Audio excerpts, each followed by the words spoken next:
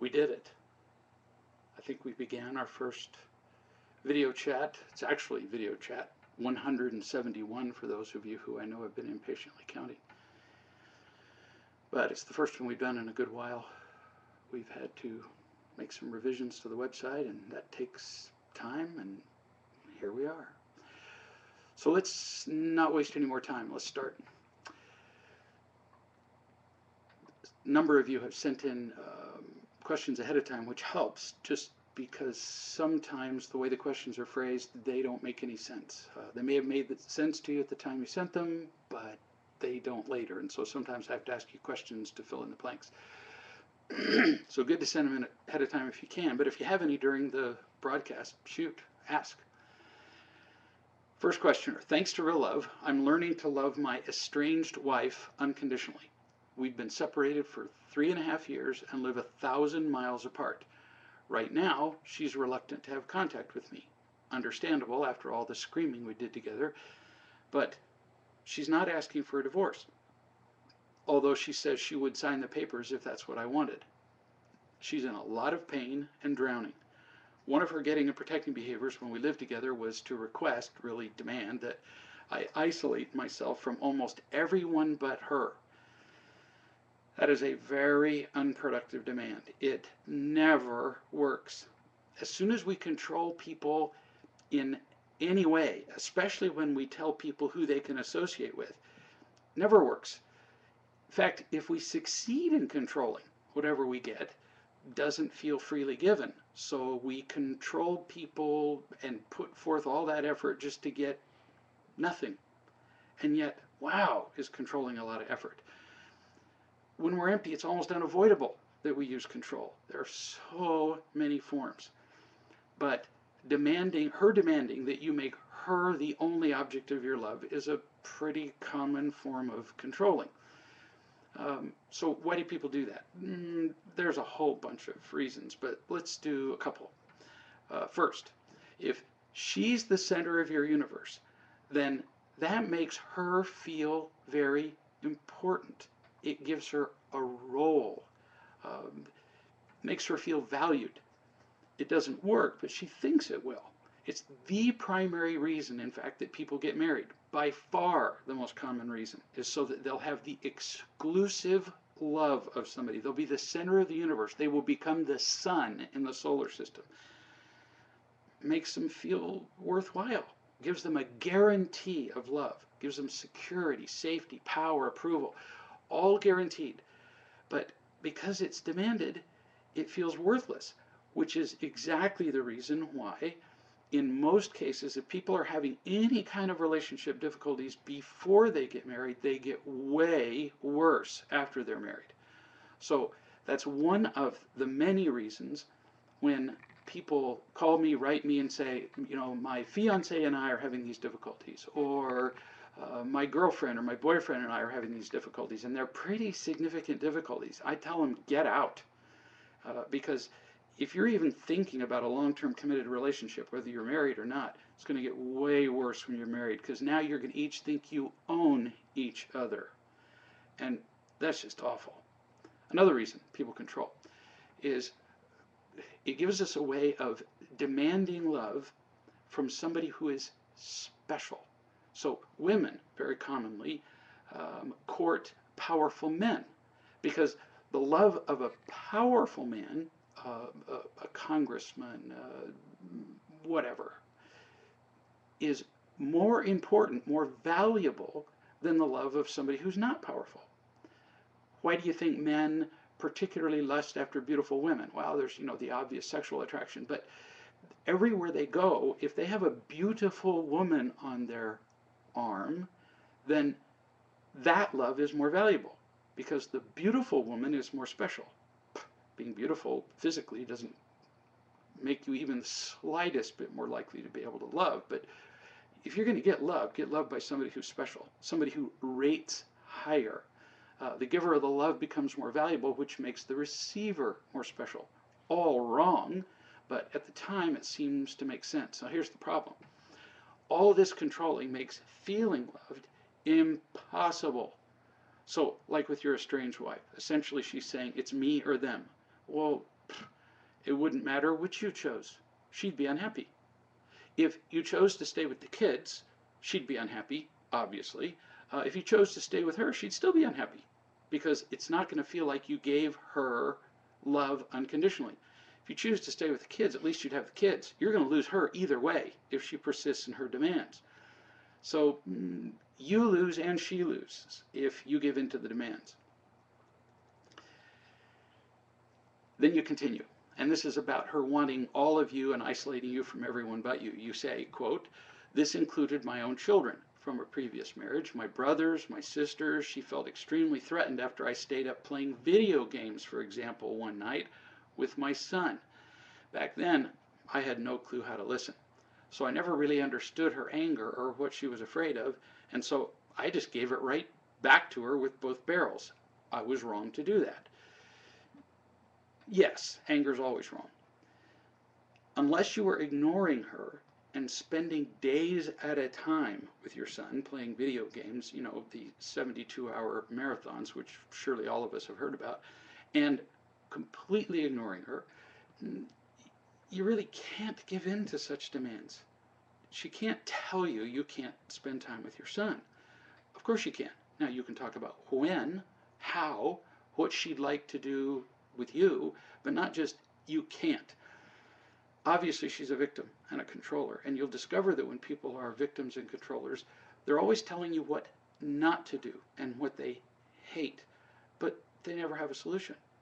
So if you say to a victim, okay, I won't play video games with my son for the next 4 hours, what would you like to do? The answer from a victim is always the same. I don't know. Well, then you let me know when you know. You can't give in to demands because they never end. She won't feel loved, and then you got nothing. You don't have her or your kids, your family, nothing. You continue. Right before the separation began, she suggested that I should send my son away to live with his dysfunctional mother so that the two of us could work things out. I never stood until recently how threatened she is by my caring for anybody but her. When we separated, she forbade me to have any contact with her children from previous partners, which included her youngest daughter, Lisa, who's been abandoned twice by previous father figures and now by my wife. Against my wife's wishes, I have maintained a long-distance relationship with her daughter, just to let her daughter know that she's loved and cared for since nobody else cares for her. In her pain, my wife interprets my spending time with her own daughter as a complete disrespect for her feelings, and that I continue to put other people before her. So how do I break through that much pain to help her understand that my love for friends and family is not a threat to her being number one? I know that my hurting other people isn't going to make her feel better, and it would make me feel awful. In other words, hurting them by abandoning them, like in the case of her daughter. So do the math here. If you abandon Lisa, the sum is 0. Your wife still won't be happy. So 0 plus 0 equals 0. Lisa's unhappy, your wife's unhappy, the sum 0. If you retain a relationship with Lisa, the sum is 1. Lisa's happy plus 0, your estranged wife, equals 1. 1 would be more than 0. So if you give in to her demand not to spend time with her own daughter, which is a little bizarre, as we talked about before, giving in to demands doesn't make anybody happy, and at least you can help the daughter. You're not hurting her. You continue. I guess the answer is just to love the daughter no matter what, but maintain my freedom of choice to do what I believe is morally right, let the consequences fall where they may. I wonder what would happen if I kindly, when I said love your daughter, I said, I guess the answer is to love my estranged wife no matter what, but maintain my right to make my own choices.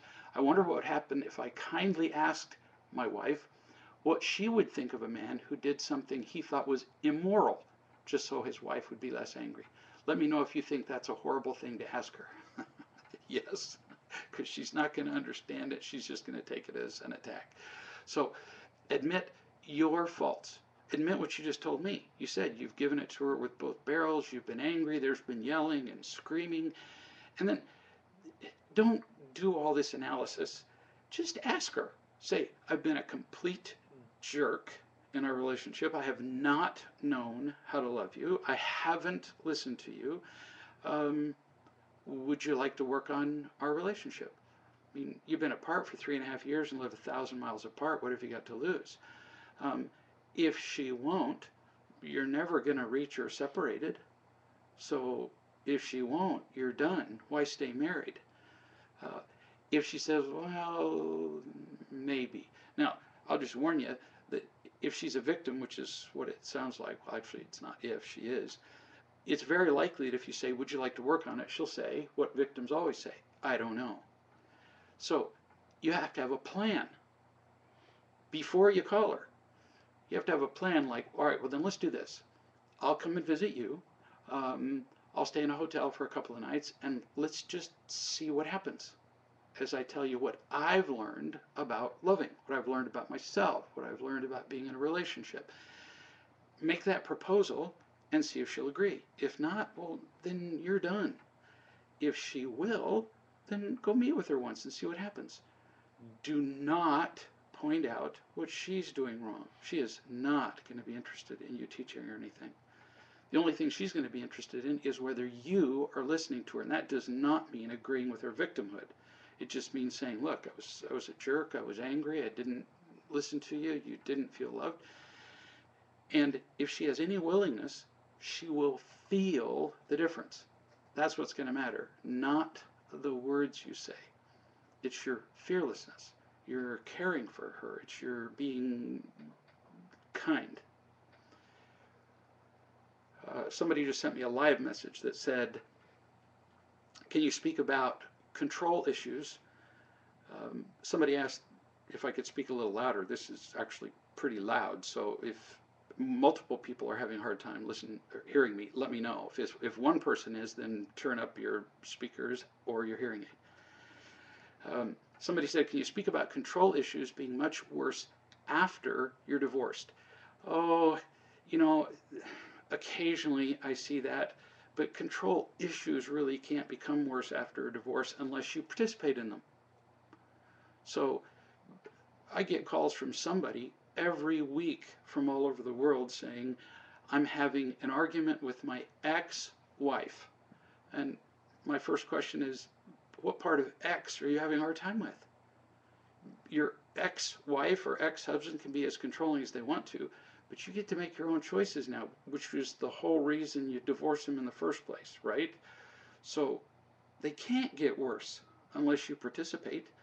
If you have some specific examples, I'd be happy to address those. But wow, do we keep engaging with ex-spouses? We hated it when we lived with them. We divorced them, and then we keep fighting with them. Well, if you really want to have a great fight, then marry them again. Here's a member who says, Greg, I left a job a few weeks ago, and I look back over my 7 months there at the job. I didn't connect with anybody, meaning that nobody would be interested in getting together with me in the future. Now, that's not necessarily a good criterion for connecting. At work especially, you could genuinely connect with somebody without having an outside relationship. You can connect with a customer at the counter, have a really genuinely loving, caring connection. I've done that with a number of clerks just at Walmart, but we don't get together outside of work. So I wouldn't use getting together after work as a criterion for connecting. Let's see what you continue to say about that as I keep reading.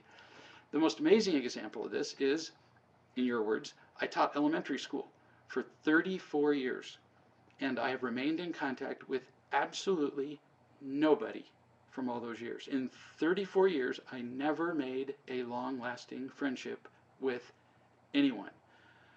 So even though you're still talking about connecting at work, 34 years is a lot longer than 7 months, and probably is a pretty good indicator that you're not connecting to other human beings. Students, fellow teachers, administrators, that's a lot of people you've passed by in 34 years, so that probably is a pattern. You continue, quote, I see how this pattern continues in my life today. I'm 63, but I feel as though I have the skills of an 8-year-old, especially in connecting with other people. I have been trusting, and I can comfortably say the names of an incredible number of people who I know love me, and yet I take on responsibilities like an 8-year-old. I interact with others um, with an unfiltered mind and mouth when I'm speaking to them. So you just said, I've been trusting, and I can say the names of an incredible number of people I know love me, but then you don't feel connected to people. So that's not possible. You can't feel not connected if you're trusting and you know they love you. It's not possible. So let's just assume you say that you have a lot of people who love you, and since I know you, I happen to know that that's true, that you really do. So what's the problem? Feeling loved only takes two things. One, getting loved, having people who love you. You have that. Two, trusting that you're loved. And that is the problem. People do love you. I've been there. I've watched them do it. I've been one of them. But you don't quite believe it. So you become desperate to get more love. If you're not feeling it, then there must be a lack of it, right? And so you get more. Do you see the trap? You're getting loved, but because you don't believe it, you don't feel it. The solution in your head, which seems to make sense, you believe you have to get more, but that never works. How do you make soil wet? Well, one, it takes water, rain, for example, and the ground has to be absorbent. You have plastic over your ground, honey. So it doesn't matter how much water falls. It just runs right off. Just like in Georgia in the summer, it gets really hot and the ground bakes because around here the soil is just clay. It's not really soil. And when it rains real hard, it just runs right off into the creek. Poof. If it rains slowly and mists, it will slowly wet the ground and the water will get into the ground. Your ground is hard. Either plastic over your ground or it's like rock. You continue. I know that you've challenged me in the past to get some guts and throw myself into all that this program has available to me. My fear is overwhelming, and yet it appears as though I'm a selfish, cocky loner who makes choices as though I have no need for anybody. In one sentence, my fear of further pain is more powerful than the steps needed to be free. You said this pretty well. You said, it appears as though I'm a selfish, cocky loner, but that's not true. That's just your reaction to the real problem, which you also identified. Fear. You're afraid of being hurt. There's only one way out of fear, and it's not defending, it's not controlling people or events, it's not getting more love, it's not manipulating people, it's trust. And boy, have I been asked this question a few times. So what does it mean to trust? Well, these are easy words for me to say, but I'm going to say them anyway. Much harder to understand. Trust means no doubting, no criticizing, no fault finding with the people who love you, no skepticism, no need to control them, no trading with them, which you do a lot. It means openly accepting what they give you, flawed or not. It means being emotionally naked. It means no comparing to people or events in the past, no holding back, no defending, no manipulating. It means diving into the experience to see where it leads instead of protecting yourself ahead of time. If you want to learn a whole lot more about how to trust, you can go to a recent unusually long blog on that subject that I put on the member blogs earlier this month, February 6th, and it'll tell you a whole lot more about that. How do you just make the choice not to be afraid, to trust? Well, read the blog, but the brief version is you're afraid of the possibility of being hurt. If you're open, then the possibility of being hurt does increase. But your fear is guaranteeing that you're permanently hurt. which is the worst hurt of all the time. So what do you got to lose? You got a chance of being hurt if you're trusting. You have an absolute guarantee that you'll be permanently wounded if you don't. It makes way more sense to be afraid of staying like you are than it does to be afraid that somebody might hurt you. You're already there. Here's a member who says, in your books you talk about falling in love, and I understand how that can be total imitation love. I fell in love with my husband, and that feeling didn't last long, as you described. The thing is, he never really fell in love with me. He only asked me to marry him because I got angry when I found out that he was seeing another woman on the side. He asked me to marry him just to keep me from being angry. I know that's crazy, but I was okay with that because I was in love with him. So I just accepted that he just didn't have that crazy in love feeling with me. If I ever said something like, well, how come you don't buy me flowers? Reminds me of a Neil Diamond song. He said, you know, I'm just not like that.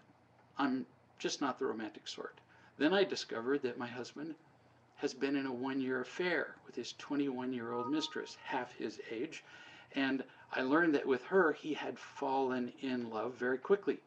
Turns out that he wrote romantic, expressive words to her, poetry, gave her flowers, and all the stuff that he never did with me. I don't get it. I'm angry, I feel betrayed, I'm confused. Honey, he doesn't know a thing about love. Nothing. Not with you, not with her. How do I know? Look at why he married you. He didn't know then, and now he's cheating on you. He doesn't know now. A man who is loving doesn't do that. He wasn't romantic with you because, listen slow, that was not the trade that you two set up. Look what you've said already. He married you because you got angry, to placate you, to appease you. The trade, he gives you what you want, marriage, a guarantee of what you thought was love, while you give him what he wants, safety, the absence of your anger. You're angry now, so the people around you have learned to behave in a way that they can avoid your wrath. He got tired of that trade. All trades like that get tiresome eventually. So he found some little infant, half his age, who was not angry like you are and have been, and who was willing to engage in a different trade. It was a different deal. So she gives him her body at 21. It's not what they have in common, and not likely to be her mind. And he gives her flowers and sweet words, which he's learned somewhere. All you have to do is go to a couple of movies. It's not a great mysterious skill. He does not love his mistress. That's why the biggest reason you feel betrayed is that you think he does. He doesn't. Just because he writes romantic words doesn't mean he loves her. He's simply using romance to get what he wants from her. That's all. Never loved you, never loved her. You continue. I went through our marriage believing his lies. It was always me that used to buy the romantic cards, the teddies, the leave little notes for him, but eventually, when I got nothing in return in the way of little gestures, I turned to an awful lot of imitation love, and the rest is history. Yeah, honey, you both engaged in a mutually agreeable trade. It always wears off. It always goes down the toilet, and then both of you react with blindness and craziness. The thing is, it was just pain reacting to pain. It's not personal. He doesn't know anything about love. So if he's blind, there would be no reason to pay attention to his treatment of you. Hear that? He can't see you. And he doesn't know what he's doing. Doesn't know now, didn't know then. You're angry because you believe he's hurting you, that his behavior is a reflection on your worth. But again, he's blind. We spend our whole lives being offended by blind people and listening to blind people who keep blindly reaching out and stabbing us. But here's the crazy part. If somebody was actually blindfolded and you had your eyes open, what are the odds they could stab you? 0. But because you want his love, as he's blindly stabbing you, you step right within his reach and let him. So quit it. completely discount him when he's evaluating your worth. Completely. So you continue. Here's my question. You've actually been asking a lot of questions up to this point, but my question is, have you seen results in couples where one person was in love and the other person wasn't? Uneven relationships, I guess. In every relationship, there's unevenness. One person is more romantic. One person does little nice things more. One person writes notes. One person cleans the house. One person's taller. Everything's uneven. It's just inherently that way. That doesn't matter. It doesn't matter at all whether one person's more romantic. The only thing that matters is a willingness to learn to love. That's the key. Not what he's done with this little chick, not what he's done with you in the past, all irrelevant crap from a blind person. You continue, am I really wasting my time on this man that wasn't even in love with me in the first place, and then fell madly in love with someone else? All that falling in love and romance and stuff is pure distraction to you, my dear. It's really simple. It's all blindness and craziness. So ignore all that. So your real question is, what do I do? And you continue and say, I've been learning about real love and now he's not. So you got a decision to make, kid. You can live with him just as he is, detached, unloving, cheating, and everything. You can then choose to love him unconditionally and see what happens. There's your first choice. Or number two, you live with him as he is, unloving, cheating, and everything, and hate it, which is going to have absolutely no yield. Everybody loses. Or you leave. But simply hating it makes no sense. The only thing really that makes any sense at all is not to leave him. If you leave him, you're going to have to learn this lesson with the next guy. Learn to love him unconditionally. Show him what love looks like. Show him what the real thing feels like. And then observe. And if your loving him makes no difference and he prefers all the imitation love he can get from a fourth grader, then let him go. And that'll end. In a few months, he'll get tired of that. He'll discover that, I'll be darned, all the sex he ever thought he wanted doesn't make him happy. And writing love poems and giving her flowers doesn't make him happy either. But then that will be his problem. But the first step is to learn to love him. And that's tough to do because you don't feel loved. So that's why you need to find wise men and women who can help you figure this out.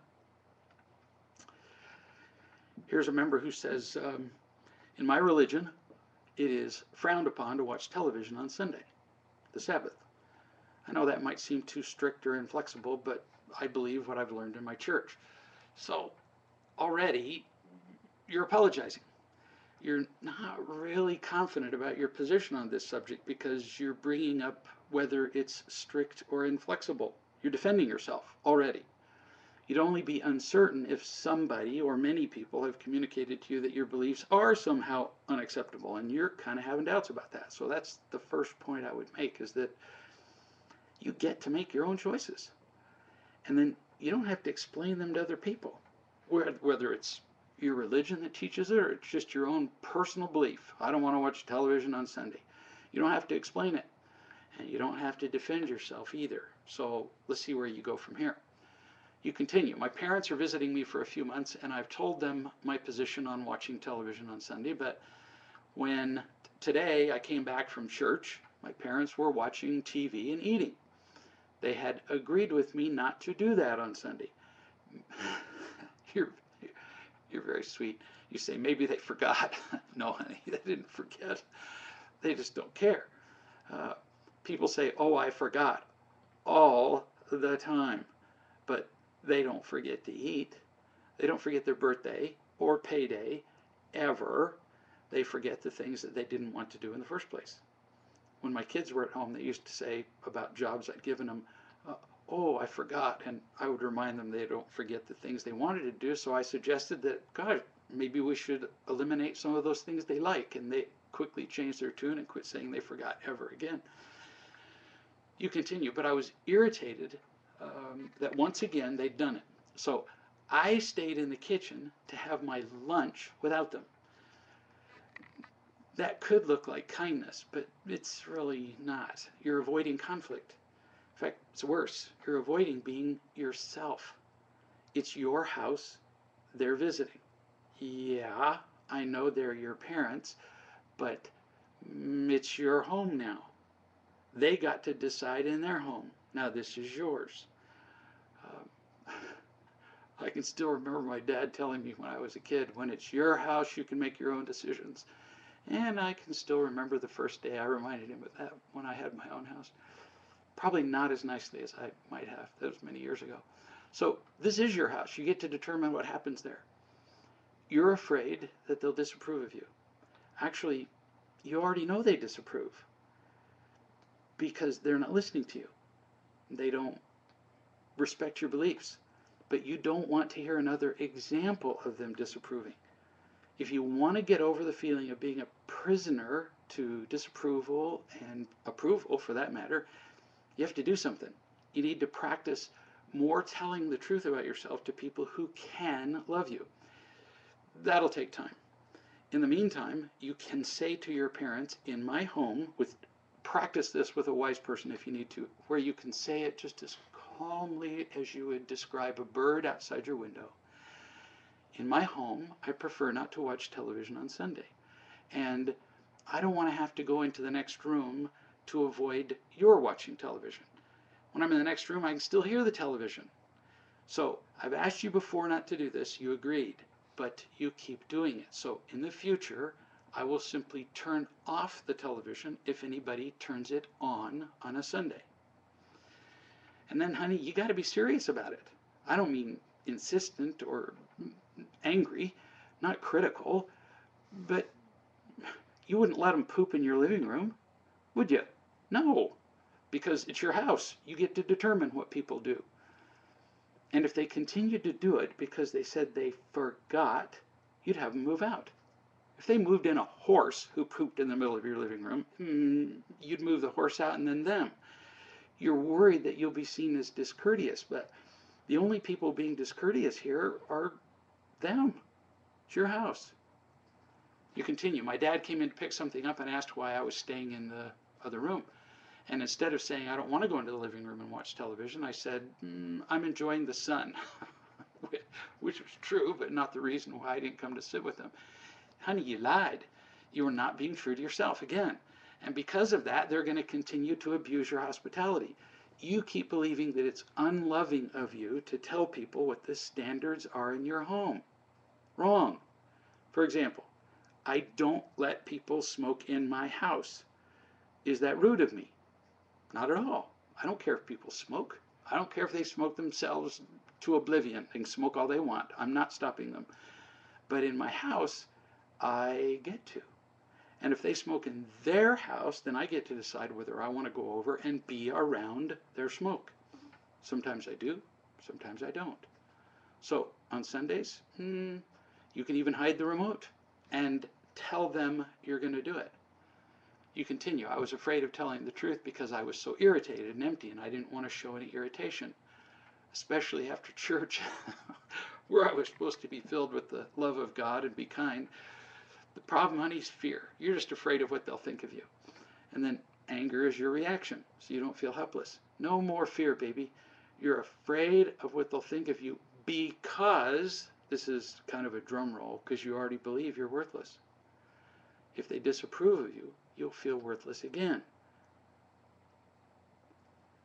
But how can you know that you're not worthless? Well, for one thing, I'm talking to you now. I'm loving you now. If you need a single proof that you're not worthless, use this. And then tell the truth about yourself to other people who will also love you, and you'll lose that feeling. But you don't turn to your parents to get rid of that sense of worthlessness, because they're the ones that gave it to you in the first place.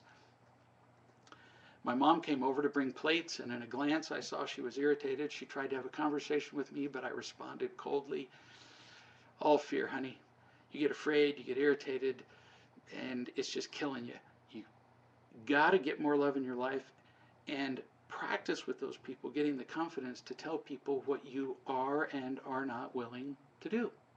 Simple. Here's an email from another member with the odd theme of flowers again, like the first lady who said her husband wasn't romantic, but a little different. She says, I've told my boyfriend that I'd really like it if he'd bring me flowers, but he never does. I bring it up. He still says I'm just not like that. If he really loved me, wouldn't he bring me the flowers? Is it unreasonable to ask for such a thing? Yes and no. So first, the no. It's okay to ask for any dang thing you like, kid. Anything. If you ask once and you're not irritated no matter what the answer, that's asking. If you keep asking, even more than once, that's called nagging. Memorize that. Once is asking, maybe, if you're not irritated. Twice is nagging, because he got it the first time. He's not mentally retarded. So if he doesn't give you flowers after the first time, he doesn't want to. You keep it up, you're nagging and demanding. And that's the yes part, meaning, yes, it's unreasonable. Demanding is unreasonable. If you keep it up, the worst result would be if you do get what you want. If he does give you the flowers, you won't feel loved, and he'll resent you, and you'll probably lose the relationship. So ask for what you want, but you make a demand, you'll hate it, and so will they. I've known a woman for years who's been empty and afraid from birth. She's learned to find imitation love by being way outside the box. She says outlandish things, often acts crazy around people to get attention. She's been extroverted, attention getting, all of that stuff, and she's discovered that that attracts men. So she gets sex pretty much whenever she wants. Little outlandish behavior, little flirting, poof, she's in bed with a guy. It's the only way she knows how to relate to a man. So that's led to some pretty scary occasions. She's been beaten, she's been rolled out of a car drunk. Recently she was rolled out of a moving car drunk. She was only aware of it when she woke up in the morning, but because of the bruises and scrapes all over her, she assumed she was rolled out of a moving car, which seems likely. And recently she expressed that her life wasn't working. She was tired of it all. So I was talking to her one day at a seminar in a hotel, and she mentioned that that night a man was meeting her at the hotel. So I said, meeting you for what? I already knew the answer, but I thought I'd ask. She said, for drinks, but since she knows that I know her, she says, but I know he expects to get laid. So I said, what do you want? Nobody ever asks her that. She determines what other people want, and she supplies it with men and women. She paused and said, I'm not sure. I said, well, think about it. She says, well, I'm tired of being used. I said, how tired? Are you ready to stop this craziness? She said, well, I think so, but I don't really know how to do it. So here's the point. You'll change your behavior when two things are different. One, when you have what you really need, so you don't have to get attention by getting laid. And two, when you know what to do, the mechanics of what to say. So first, getting what you need. You've been doing this thing with men for a long time. But you've also been loved quite a bit by a lot of people, including me. She agreed.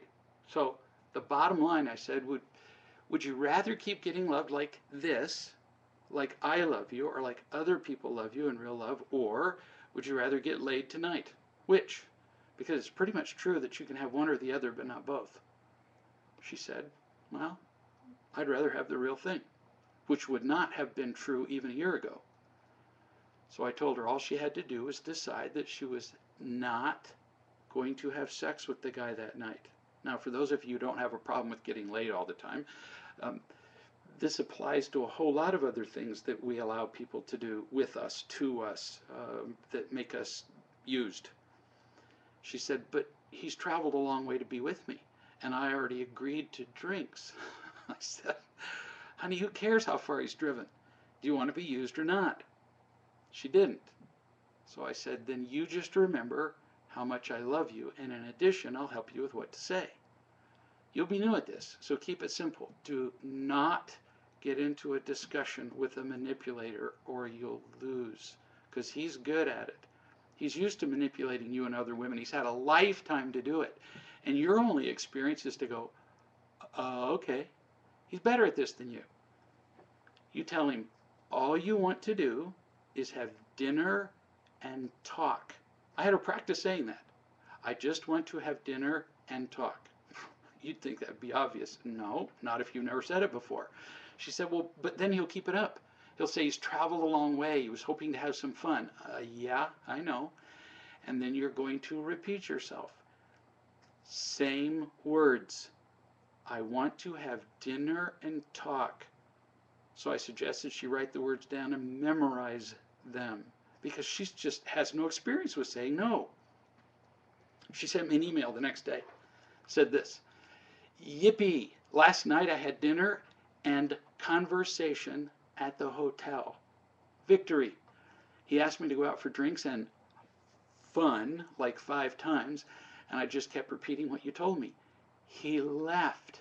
Exclamation mark. He wasn't entirely happy, but he left, and I loved it. The more I talked to him, the more I saw how he was a complete user, and then I felt really cheap and stupid. I also saw that he was lost, and I was feeling free, safe, joyful, playful, non-attacking, interested in the conversation. I don't think I've ever said what I wanted that clearly before, after nearly 4 decades, not with anybody, and I liked it. I think I'm going to keep liking it.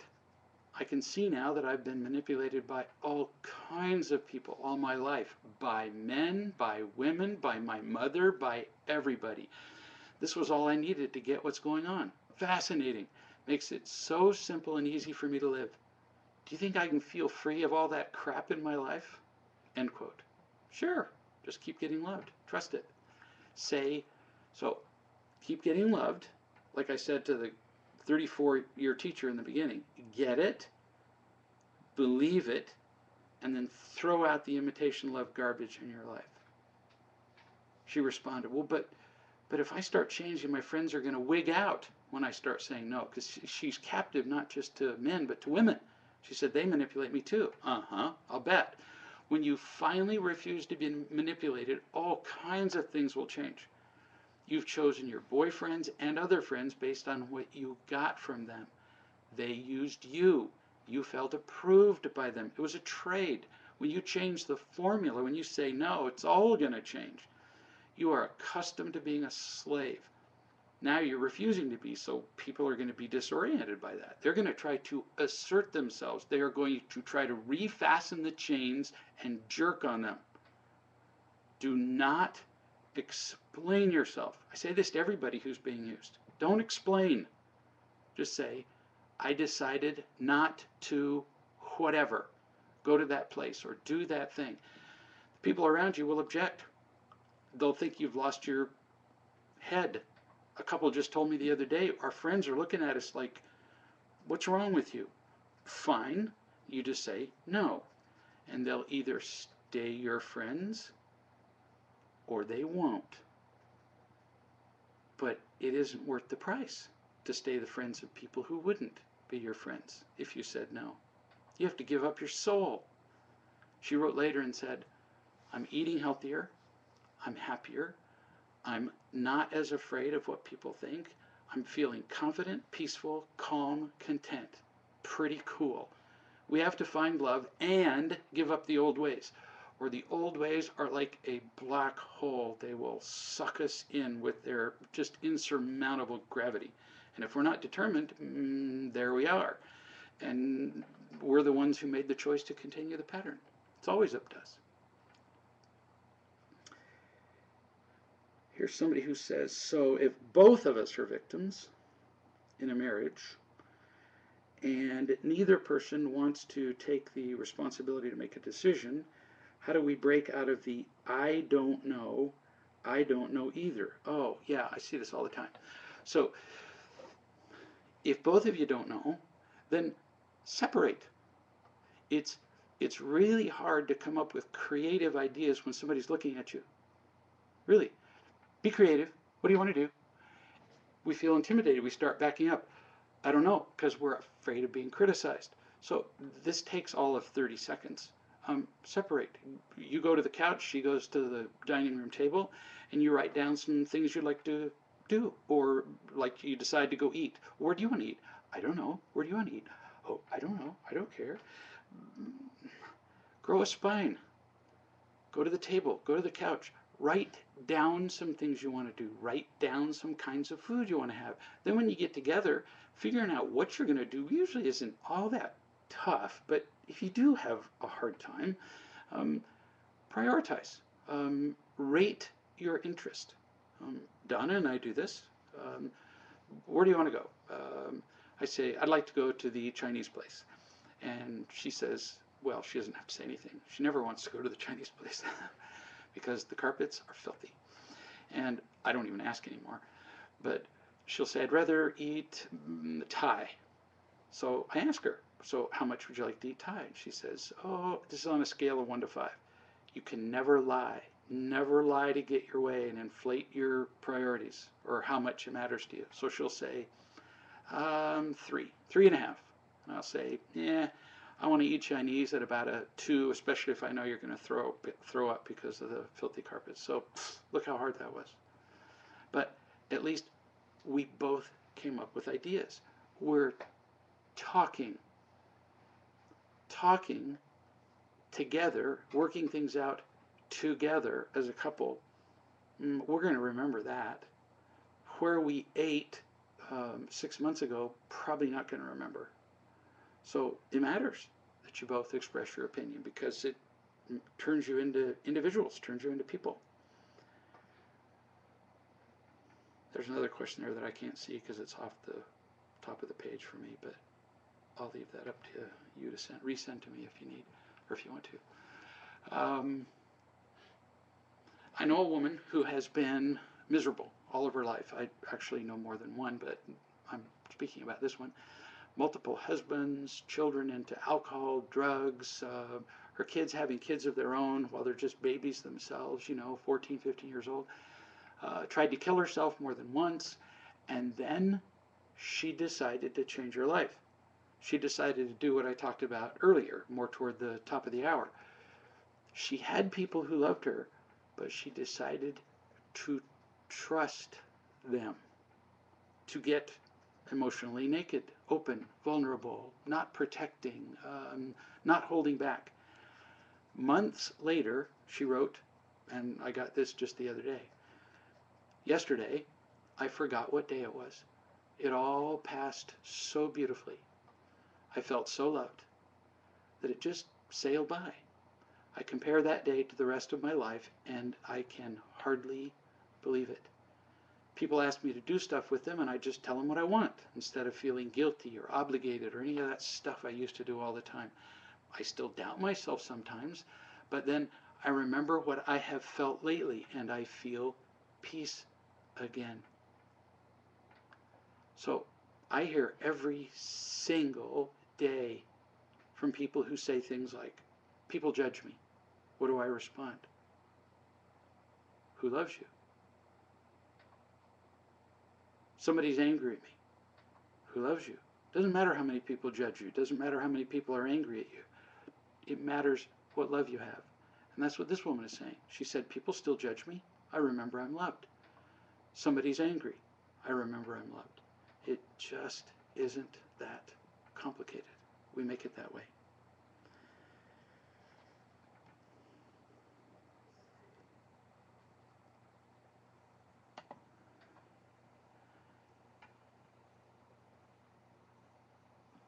Here's somebody who says, I find it difficult to stay full while at work. I do make calls to wise people, try to remember that when others are unkind or unloving, it's just because they're empty, and apply real love principles so I can understand myself and others. Do you have any other suggestions for keeping full at work? One of the big things that helps most of the people I know at work is that you don't go to work to get loved by people. They're at work to earn a living. And I'm not entitled to expect anybody's especially at work, to love me. I can tell the truth about myself, but the work environment's just about the last place where you're going to find it. You can. Oh, goodness. There are entire companies that operate on the principle of loving. So find it where people have it rather than continually trying to, which most of us do. We do it at work, we do it with our spouses, we do it with our kids, instead of trying to get it from people who don't have it, trying to get blood from a turnip or milking the bull or whatever metaphor you like. Is there anything I could have done, says this reader, more loving in this exchange with my 12-year-old son this morning, who I'm trying to real love better? Some of you may know that I've already been scared to really implement real love with him, which is down to me not wanting to lose him to his dad. Boy, is this a common complaint. But see, if I unconditionally love my child, which sometimes involves actually teaching them something, we're afraid that they're going to go back to the permissive, imitation love dispensing parent. So, sweetie, you're afraid of your own son, and that's the problem. Kids are very, very observant. You're afraid to tell him what he needs to hear. You're afraid to make a mistake. He knows that you're afraid of his disapproval, so he will hold you hostage with that fact. Your job is to love him and teach him. Love and teach, period. And if you fail to do that, he loses. You lose. If you worry about his going with his dad, you are screwed. You will not be able to teach him what he needs to learn, because he will use that to hold you hostage. You continue. Every morning he gets up, uses his bathroom, and he always leaves the light on. Every morning I ask him to go turn it off, to no avail. This morning I made the decision to do it the real love way. And I explained that since he doesn't pay the bills, he doesn't get to make the choice to leave his bathroom light on all day, or expect me to keep turning it off for him. So from now on, the choice is he can leave it on, but he pays for the wasted electricity out of his Christmas money, which is in his bedroom drawer. All of this was said in a calm voice, looking directly at him. Had to keep a straight face while I was watching the internal struggle going on inside him, and I could feel the vibes just rolling off him. He's more like me than I'd like to admit, even on here. This was his decision. He went upstairs, past the bathroom with the light on, and got $10 out of his drawer and came back into the kitchen and threw it on the table. Yeah, he's really going to test you and find out if you mean it. This is where I got confused, because he'd rather give me money than turn off the light, which he had to walk past on the way to the drawer. No, that wasn't the point. He wanted to tell you that you couldn't control him. That's what he wanted to tell you. Up yours. You continued. I asked him if he was happy with this decision, and would he rather not just turn off the light and keep his money to spend on himself, to which he said, no, I have more money in my drawer, and you can have it all. So more internal struggle going on both sides. And then he grabbed the money back, flew up the stairs, and turned the light off. But he was happy and calm about it. Did real love and parenting win round one? Yeah. What made the difference, dear, was your calmness. You were calm. You weren't mad. The whole reason that he sort of said up yours and went and got the $10 because he wanted to see if he could make you mad. He wanted to get the control back, but you didn't react. I do have a small suggestion. It's not a criticism. Not enough teaching. We don't teach our kids enough. We tell them what to do. We tell them not to do. We don't tell them why. Or make it so they own it, so it's part of them. Once it's part of them, they'll keep doing it. You could teach him why we turn off lights. It saves money. Now, if you just tell a 12-year-old kid it saves money, he's not going to care. He already proved that. It keeps power plants from spewing carbon dioxide into the atmosphere, which leads to melting of the ice, and is absolutely demonstrated now to raising the sea level. There are islands that are disappearing. There are places where the tide has risen almost 2 feet in the last 100 years, and it's accelerating, and before long, hundreds of millions of people are going to have to move. The effect's going to be devastating. Now, if you just deliver that as a lecture, he's going to roll his eyes and fall asleep right in front of you. Probably fall down and hurt his head. But if you involve him, he'll remember. So have him go look up why you turn the lights off. Have him research it online. Then you do some research. You come together with him. You're doing this project together. Pictures, no lecture. What you're teaching him is by turning off a light, and he's learning this because he's doing the research. He's going to teach you stuff. And let me tell you, honey, if he finds something in his research, even if you know it, you just go, that is so cool. You don't have to lie and say, I didn't know that. But when do kids get to teach their parents spit? Never. So that little feeling of power he got from saying up yours and handing you $10, he's going to get an even more powerful feeling from teaching you, his mother. Oh, they love to teach us stuff.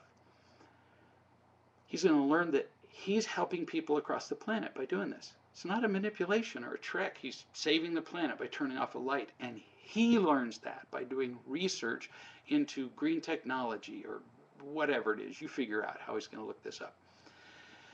The point of this is that in the process, he's learning to be loving. That's what you're teaching him. That's what he needs to learn. But without guilt or anger or obligation, not you should turn off the light. That motivates a kid for about 2 minutes or $10. You're teaching that it's something he wants to do. He wants to care about people.